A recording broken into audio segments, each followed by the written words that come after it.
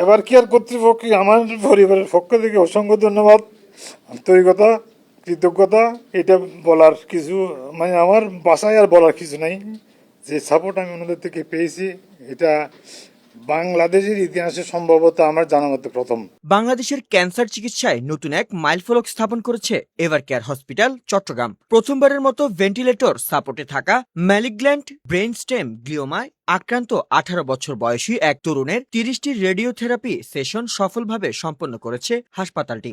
হাসপাতাল কর্তৃপক্ষ জানায়, উন্নত চিকিৎসার জন্য রোগীকে সিঙ্গাপুরে নেওয়া হলে পরে লাইফ সাপোর্টে দেশে ফিরিয়ে আনা হয়। এরপর এভারকেয়ার হসপিটাল চট্টগ্রামের মেডিকেল আইসিইউতে বিশেষজ্ঞ চিকিৎসকদের সমন্বিত তত্ত্বাবধানে তার চিকিৎসা শুরু হয়।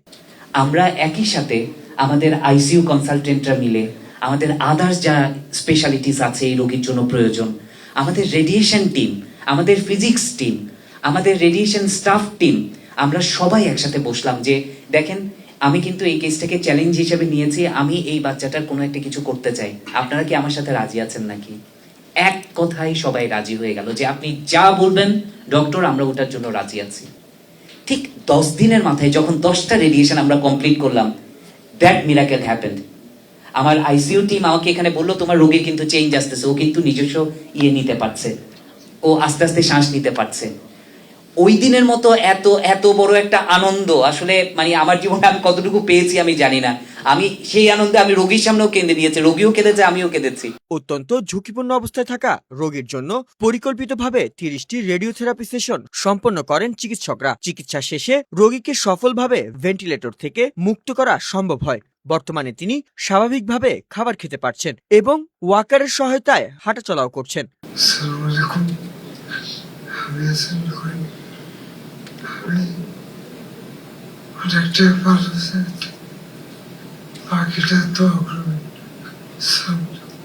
এবার কেয়ার কর্তৃপক্ষকে আমার পরিবারের পক্ষ থেকে অসংখ্য ধন্যবাদ, আন্তরিকতা, কৃতজ্ঞতা।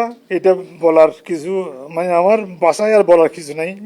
যে সাপোর্ট আমি ওনাদের থেকে পেয়েছি, এটা বাংলাদেশের ইতিহাসে সম্ভবত আমার জানা মতে প্রথম। ভেন্টিলেশন দিয়ে আমার ছেলেকে রেডিয়েশন দেওয়া এবং ভেন্টিলেশন দিয়ে আমার ছেলেকে আইসিইউতে যেভাবে রাখছে, ডাক্তার শেখ যেটা বললো, infection still he live without any infection. সর্বশেষ এমআরআই পরীক্ষায় টিউমারের উল্লেখযোগ্য উন্নতির প্রমাণ মিলেছে বলে জানিয়েছেন হাসপাতাল কর্তৃপক্ষ। চিকিৎসকদের ভাষ্য, ভেন্টিলেটর সাপোর্টে থাকা রোগীর ওপর সফলভাবে রেডিওথেরাপি সম্পন্ন করা বাংলাদেশের ক্যান্সার চিকিৎসায় একটি গুরুত্বপূর্ণ অগ্রগতি। এটি দেশের চিকিৎসা ব্যবস্থার সক্ষমতা ও আধুনিক ক্যান্সার চিকিৎসার নতুন দিগন্ত উন্মোচন করেছে। সেই রেডিয়েশন থেরাপি, কেমোথেরাপি এবং হেমাটোলজিক্যাল টিউমার্স ট্রিটমেন্ট যেটি আমি বললাম, সেটি সম্পূর্ণ বিশ্বায়িত চিকিৎসা এখানে আছে। আমি কথা লম্বা করব না, শুধু এতটুকু বলতে চাই, বিদেশে যাওয়ার দরকার নেই। আমার দেশ, আমার স্বাধীন বাংলাদেশ, এটাই যথেষ্ট।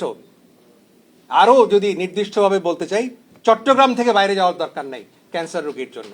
At Evercare Hospital, we ensure that we provide the best quality standards.